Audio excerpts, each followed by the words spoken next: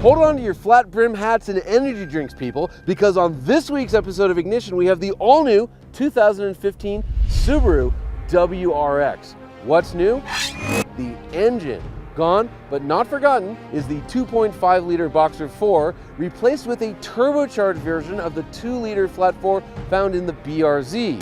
In fact, it's the very same bottom mount turbo motor found in the Forester XT, Motor Trend's 2014 SUV of the year. Also new, and finally, is a 6-speed manual transmission. Also new, there's no wagon. But is this thing any good? That's what we're gonna find out.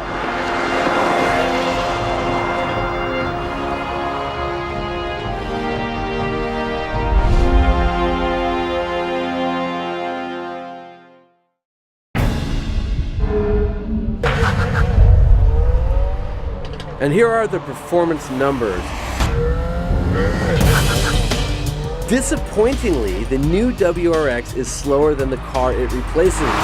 Even though it has more horsepower, the fact that you have to shift to third gear means 60 miles an hour happens in 5.5 seconds. Quarter mile happens in 14 seconds flat at 98.1 miles an hour. Braking is real good. It stops from 60 miles an hour in 106 feet. The new WRX can almost pull a G on our skid pad. The actual number is 0.96 Gs. That's very, very good for an economy-based car. And while it's not the most entertaining car we've ever driven around the figure 8, the Subaru is quite quick, completing it in 25.3 seconds.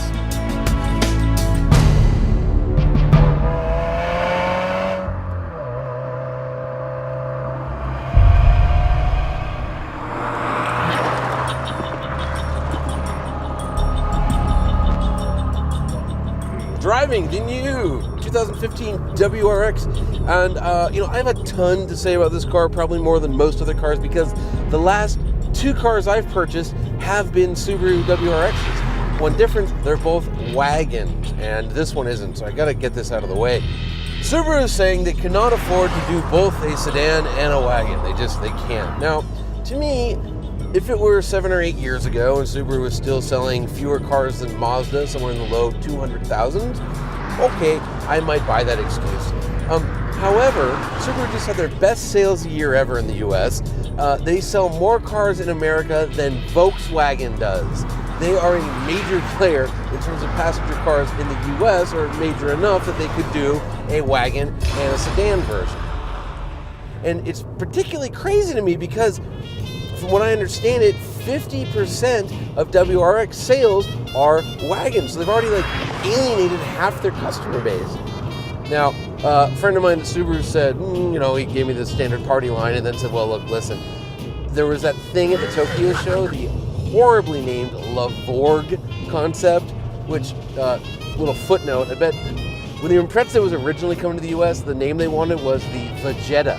And luckily, they got talked out of it and went with Impreza. But anyways, I think the Vegeta guy came up with Lavorg, but that might actually be the WRX wagon, so that'll be cool. Next, finally, has a 6-speed manual transmission. Yay! Except for one thing. As you saw from the acceleration run, this car is now slower to 60 miles an hour than the vehicle it replaces. Huh? Why? What? Okay, yeah, wait, maybe, but really what's going on there is you have to shift into third gear. The other WRX, you can make it to 60 in second. This one, you have to shift in third, and so instead of getting 4.7 seconds, we're just in the mid-5s. We should probably talk about looks, which is always kind of a sore spot with the WRX, and I've been saying this for a while, but I remember when in 2001, when I bought my first one as a 2002 model, it was the Bug-Eye. I remember, oh man, it's so ugly, but I know it's going to perform really, really well.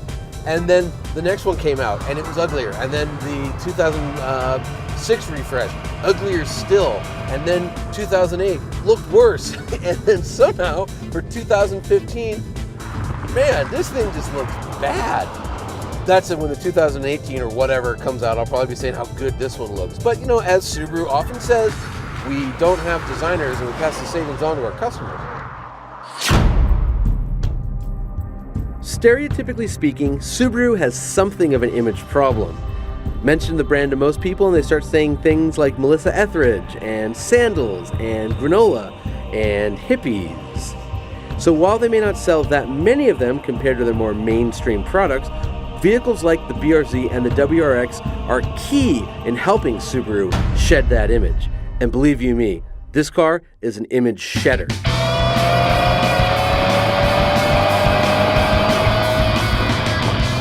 It feels very solid. So for instance, here we are now. This is the one straightaway in this road. We're going about 100 miles an hour, and there's a nice jump.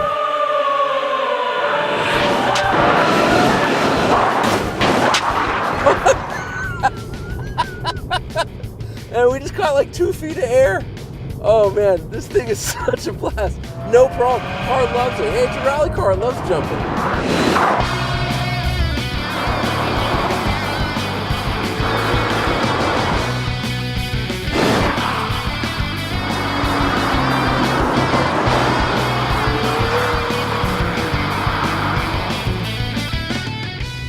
And I don't know, I had very low expectations. I don't know why. I was totally wrong. Look, I'm biased because I buy these things. Yeah. But, you know, look, in 2008 when that WRX came out, it was terrible. I said so. This WRX drives better than any other WRX. I cannot wait to get my hands on that STI. It's just going to be awesome. Until that time, if you're in the market for a $30,000 four-door sedan that's really, really kick butt on a mountain road, look no further, because this is it.